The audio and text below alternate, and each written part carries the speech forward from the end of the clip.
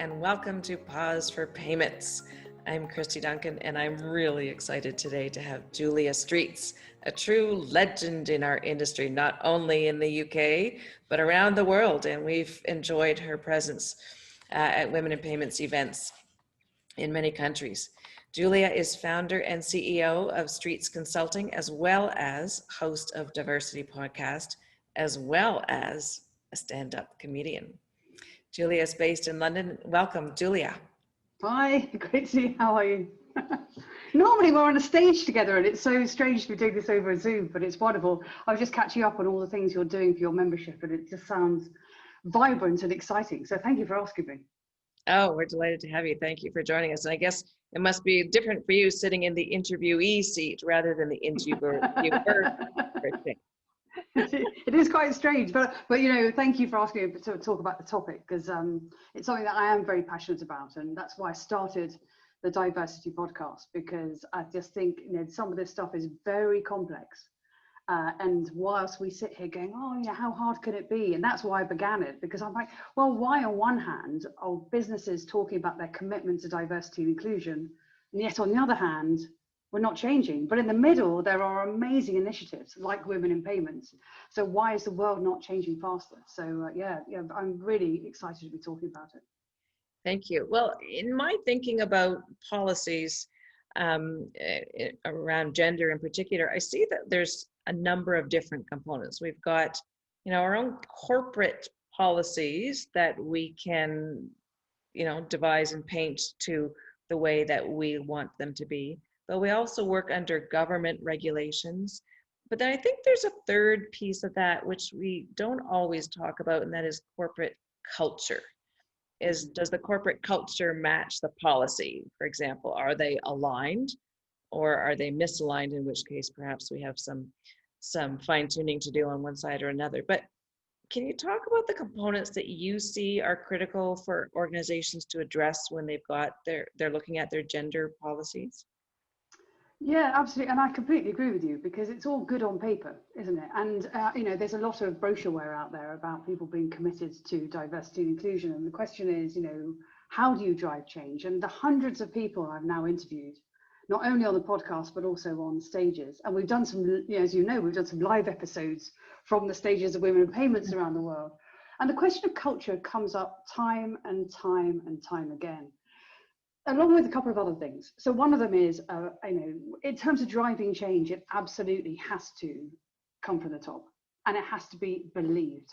It has to be real, and it has to be very clear about how change is going to be measured. And I think that that's really the main thing.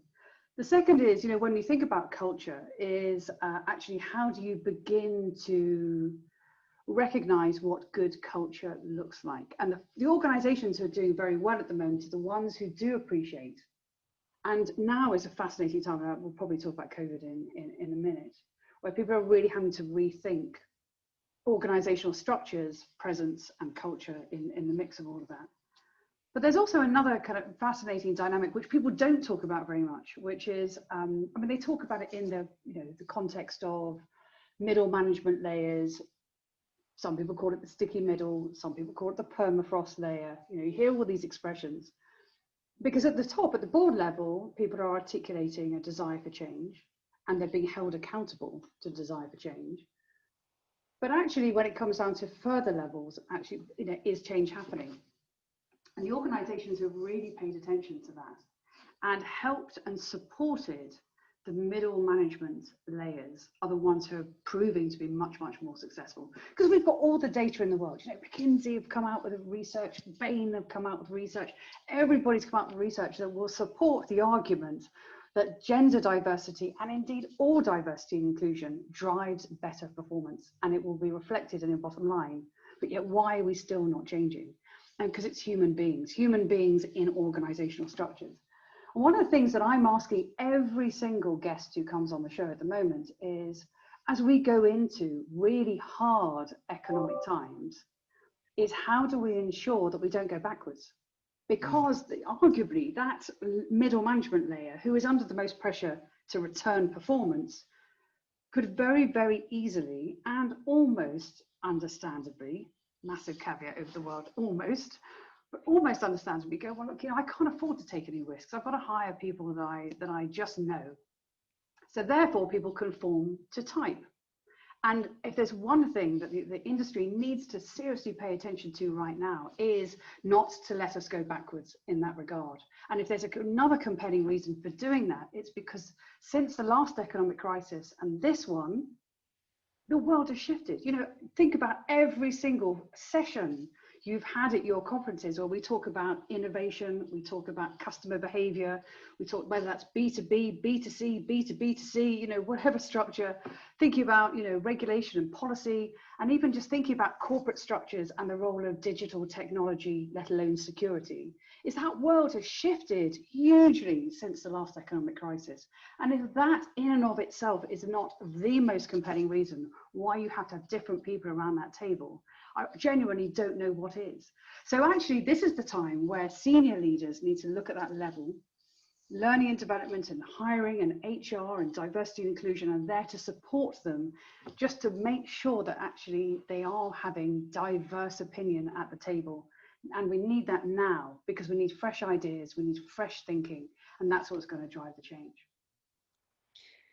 Those are all incredible insights, Julia. Thank you for sharing. And one of the things I know you've mentioned earlier, just a small example of that is in this COVID environment, we've got, our meetings on the little Zoom box, the Brady Bunch Zoom box, but now everybody has an equal space.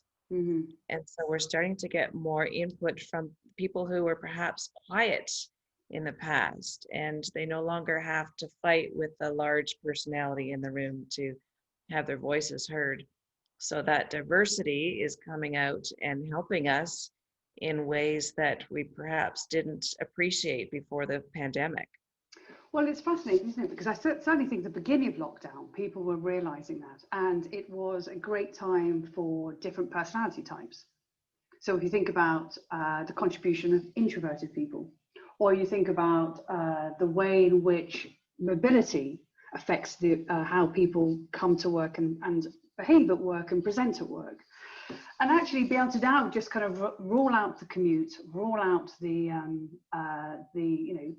chest beating and boardroom table thumping that goes on, and actually the fact that everybody's leveled. But there are some very interesting dynamics of change. So, and one of the things I've done really over the last 6 months, I've hosted lots of conferences with kind of leadership coaches, thinking about what do new models of leadership look like.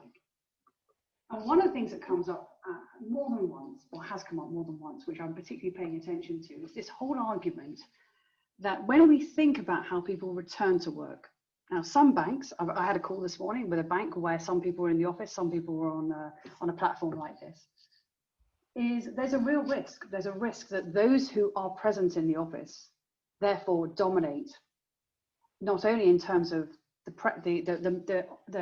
the mind space of senior leaders, and therefore get given the tasks, the opportunities, and the share of voice, but also that those therefore who are juggling, I wouldn't say struggling, but juggling childcare, homeschooling, teaching, looking after elderly parents, whatever that is actually they're the ones who find it harder to get to the office, let alone those who, for a reason of ability or disability, seen or unseen, may have to shield and therefore cannot come to an office, that they are actually at greatest risk of being overlooked.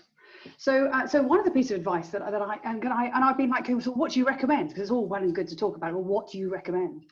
And actually a couple of the leadership coaches have said, as you are a leader coming back into your workspace, is don't always be present in the office. So if you are hosting a meeting where you've got some of your team around a table and some over a platform like this, is often, more times than not, make sure that you are on the digital platform, not actually in the physical workspace. Because what it does is it sends a message that, first of all, everybody counts. Secondly, that you're aligning and aligning with different people in different locations with different circumstances. And also it takes out of the equation all of the kind of, boys club behaviors, the kind of all that and it's not just boys, by the way, but I use that just as a turn of phrase. And that's were prevalent in the past. So that's one thing for leaders to really think about. So it's, and we're at risk of returning to a world of presenteeism, which, as I say, just to repeat the point, does not suit everybody. And then we all know that actually who carries the balance of home care, it's invariably the women. Yes, invariably. Some couples try to split it and share it, but it's just not always successful for a whole bunch of reasons. But I think your point about the presenteeism is very well taken, and it's I think it would be nice to see kind of the best of both worlds as we go forward. We've learned now that we can work from home quite effectively in many cases, not all.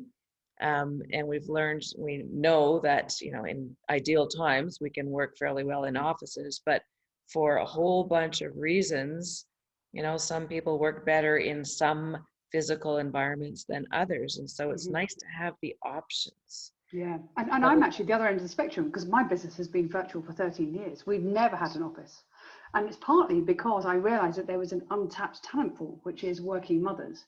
Who are incredibly talented, who come together, and we've been using platforms, but it's amazing how many people took me aside and went, "You'll never be able to grow that business. You'll never be able to scale up because you need to have people walking into an office every day." And I'm like, "Sorry, but I think you're wrong." But I'm a little bit contrarian like that. Well, and you have proven them wrong with your success. Oh, thank you, thank you. Well, I don't want to be that "I told you so." I'm just saying. But that goes to a saying, and I wish I could remember who said it. We need to fix the industry, not the women.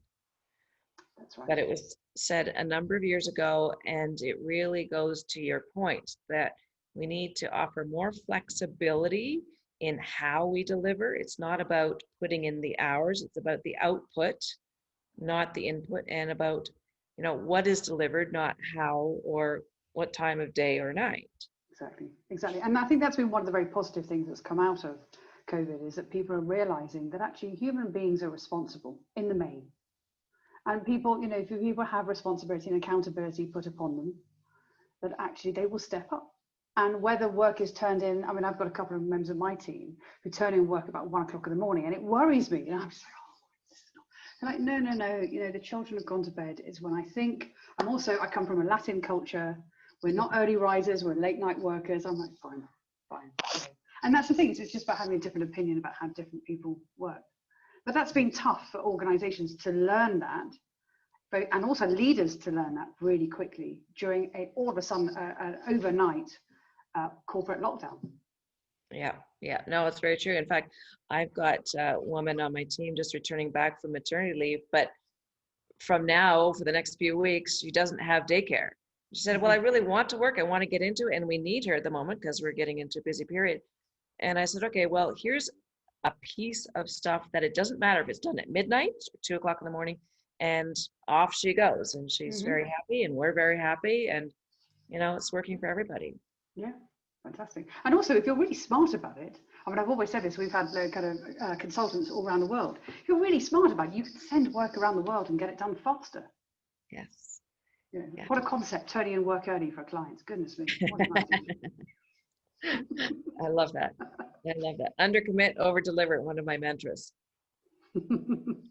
I want to talk a little bit about this Women in Finance Charter that was announced in the UK a few years ago by HM Treasury. And as the uninformed Canadian, I had to ask what HM Treasury was. Oh, Kristy, you silly girl. It's Her Majesty's. Silly me. So now I know. Always say that. Not to ask anymore. But it was an open invitation to financial services organizations to get serious about committing publicly to a gender strategy. And it now currently has over 370 signatories. I love the way they did it. It was an invitation. It was not a mandate.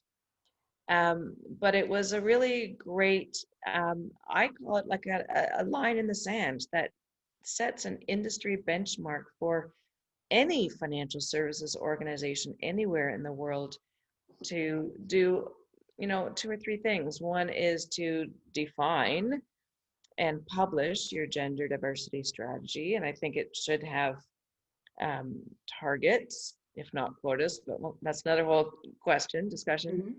To appoint a senior person to be responsible for it. And thirdly, to tie the compensation of the senior executives to the success of the strategy in one way or another. What do you think? What do you make of this open invitation to the industry? I think it's fantastic, and that 370 organisations have stood up and said, we have considered this seriously and we are going to put our names to paper. I think the interesting thing next is going to be, as we go into the economic conditions we're facing, is will that still remain important? And will still firms be held accountable to it? But I think it is very, very promising. And when people I interview around the city, talk very proudly. And I think that's a really big thing for me. Talk very proudly, both male and female guests and contacts, talk very proudly about being signatories to that. But I think one of the things that really sticks with me in all of this is the fact that the individual who is held accountable, the senior officer you were just talking about, actually has to be a business person, not just a diversity inclusion person or an HR person or an ancillary function, such as a consultant or someone like that.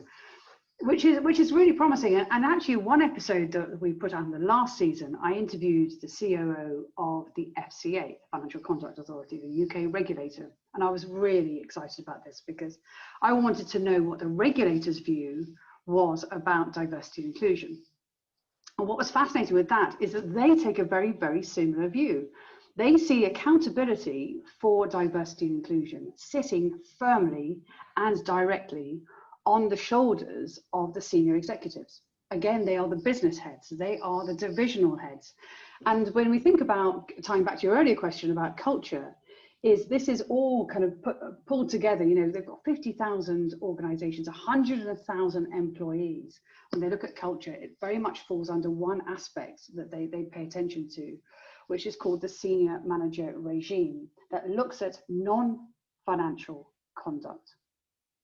So it's not just about the business model and its ability to undertake its regulated and authorized activities, but actually the non-financial dynamics at play. And within that comes in aspects about culture and even thinking about what is a healthy culture. And she talks, this is the COO, talks about it being purposeful and safe for employees as well. So what's great is on one side, you've got the HMT going, well, actually, we've requested and the industry has responded. On the other side, you've got the regulator going, actually, we hold you to account and make no mistake that under the senior manager regime, we will be looking at your behavior and we'll be holding people personally accountable for it as well, which I think is a massive change, a massive change. It's just important this doesn't fall off the agendas of organizations and regulators and also the Treasury as we look ahead. And that's so powerful coming from them as the industry regulator and oversight sphere. Absolutely. And I'm not here to plug for certain episodes because there are so many. First of all, go back and listen to all of the Diversity podcast episodes recorded at the Women in Payment Symposium around the world. Secondly, is listen to the FCA, because I think that's an incredibly important message.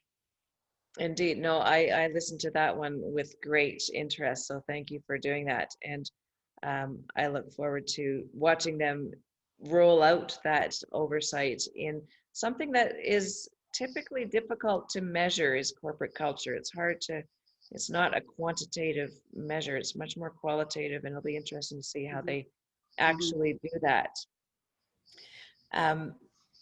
We see in the market, Julia, that some financial services organizations are close to, or in fact exceeding 50% of their senior leadership are actually women. And it's lovely to see that when it gets to that point of having a balance, actual parity at senior levels. I want to unpack that a little bit, and without naming names, what are these organizations doing differently and how can we learn from them? Any thoughts on that? Well, I think it's a collection of everything we've talked about so far. One is they've signed up. they've taken it up to a board level, and they have said this is something we are committing to, and we aren't going to allocate people.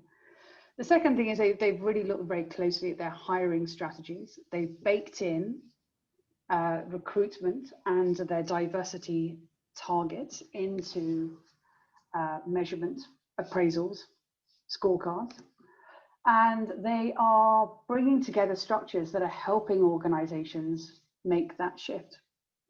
And I think they're the ones ultimately that are on a very, very strong path of success. You know, again, I think of all the organizations I look at and I kind of think about, there are some that it's very clear. You know, I may see the photographs on your brochure, but I walk through the door of your organization and they feel like very different things, versus those who take it very seriously and they live and breathe it and you feel it. And they're the ones, when we talk about actually the ability to succeed, this isn't just about surviving, but really thriving in the next economic phase that we're going through, is that they're the ones who will come up with the better ideas. They're going to come up with the better solutions. Either pay attention to the data, or indeed pay attention to your culture and create an environment that says we want to have the best ideas, and we recognize to do that we have to have that. Reflect your customer base in retail, in payments. Exactly. There we are. You know, don't tell me that half the industry who are making payments are not women, because they are. We know that well. I mean, that is just, you know, an undeniable truth. So it's madness that any industry would even consider serving that segment without having parity on their boards or on their teams.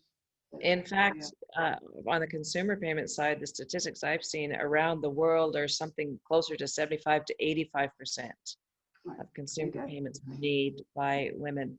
Yeah, so, and if you look at how money is managed, and particularly some of the emerging, the frontier markets, it's actually a lot of that still is being handled by women. So that, if you want to unlock economic growth on a global scale, you know, that's where a lot of that is focused as well. Yeah. But one thing I would say is also we mustn't forget intersectionality. You know, I've talked before about disability and the ability of people to actually, the necessity to shield right now, but also how people present in offices. It's also really important to think about socioeconomic circumstances of individuals, and also to be thinking about LGBT, ethnic minority representation, and also age. I think age is fascinating. We don't talk nearly enough about the fact that there are 5 generations now working in financial services, more than ever before, and there's the value of and the wisdom of age. And if you could begin to get those levels, those personality types, those cultural backgrounds working together, I mean, imagine what you could achieve. It would be incredible. Very powerful indeed, both for our organizations, but also for us personally. I think it brings a much more rewarding and rich experience to building a career. Yeah, and actually, there is one thing which still hasn't changed. So we've been now doing the episodes now in series 9. We're just playing series 9. So 2.5, possibly 3 years now of doing it. It's one thing that still comes up time and time again is reverse mentoring. You know, to reverse mentor somebody who's not at all like you is, exactly as you're saying, incredibly enriching. Oh my goodness, you will learn things about you, about obviously other people, but also about yourself that you've never really ever thought about before. Yes, I love that concept. We promote it in our mentorship program that we run globally around the world. Awesome.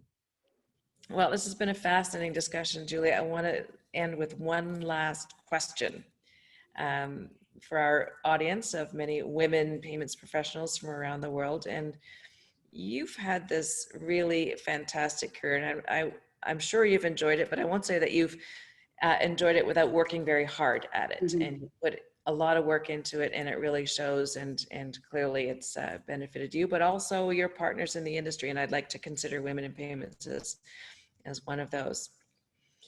Is there career advice that you would share with your younger self and perhaps the members of our audience? Yes, it's quite hard to whittle it down, actually. So I've kind of got to think, oh yeah, all the things I could talk about. Yeah, I mean, I think there are probably 4, if you don't mind. So one of them is dream big, right? Dream big. You know, I never thought at the age of 19 that I would either be a stand-up comedian with a sellout show who's performed on some of the biggest comedy stages in Europe and around the world. I never ever imagined that would be possible until one day when I woke up and thought, actually, I should go and be a stand-up comedian. If I don't do it now, I'll always regret it. The timing was right. and I went big, right? You'll never ever fail by going big. You may not be successful, it's a different thing, but my goodness, what you will learn on that way. It's the same thing, and it's exactly the same thing in business. You know, I set up my own company. I thought, this could be, you know, this could be something really special. So think big. The second thing is really be curious. Always be curious. You know, the great joys about hosting is I get to ask. I have so many questions all the time. It's quite annoying actually after a while. I mean, I've just become an advisor to a company on the advisory board, and I said to the CEO, "You need to prepare yourself because I've got a ton of questions." But it doesn't matter how senior you are. It doesn't matter what you do. Is be curious. Always, you know, read, think, ask, question. That's why the mentoring. That's why networks really matter. Because that's when you'll challenge yourself, and also, you know, you'll really get to the heart of what's going on and what's coming down the track. And of course, that is at the essence of being successful. But you have to also be resilient. You will get knocked back. You will get knocked down. You'll wear yourself out. You've just got to learn to basically brush yourself off and pick yourself up again. But the real key is you've got to think about, you know, why. Again, it's about being curious, right? So why did it not work? Why did I get knocked back? Why? You know, and it's about self-awareness, and it's also being really honest with yourself about what could I have done better. Some of that will be circumstances outside your control, but you can pretty much guarantee, unless you're completely oblivious to the world around you, that you had some role to play in this. So it is a great opportunity to reflect, and self-awareness is probably one of the greatest gifts, certainly in leadership, that you can have. And then the last one really is reputation is everything. You know, you can spend your entire career building up your reputation and it can fall apart at any time. So one piece of advice I give to everybody is never believe your own hype. You're only as good as your last job. What people say about you matters. The networks you work in and how you listen, how you engage, and how you contribute really matter. Don't be one of life's passengers. Be an active participant, and reputation is everything.